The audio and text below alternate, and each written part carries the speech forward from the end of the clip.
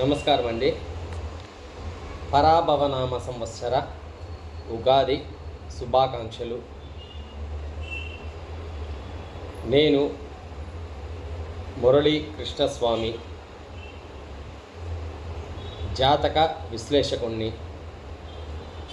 ఈరోజు ఒక జాతక విశ్లేషణకి వస్తే, జాతక చక్రంలో ఎవరికైనా ద్వితీయ స్థానం అంటే రెండవ స్థానంలో సూర్యుడు కానీ కుజుడు కానీ ఉంటే వీరు కోపం అనేది ఎక్కువగా ఉంటుంది, మొండి ధైర్యం అనేది ఎక్కువగా ఉంటుంది, ప్రతి చిన్న విషయానికి గొడవ పడతారు అనేసి చాలా అనుభవంలోకి ఉంది.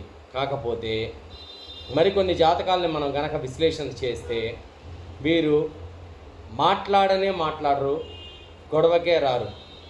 ఇలాంటి సందర్భాలు ఉన్నాయి.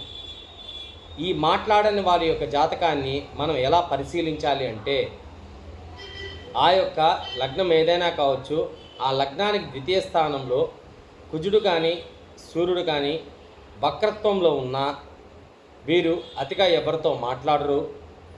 లేకపోతే ఆ కుజుడికి సూర్యునికి ఆ స్థానం ఉంది, ద్వితీయ స్థానం, స్థానాధిపతి కనుక వక్రత్వంలో ఉన్న నీచలో ఉన్న వీరు అధికంగా ఎవరితో ఎక్కువగా మాట్లాడరు.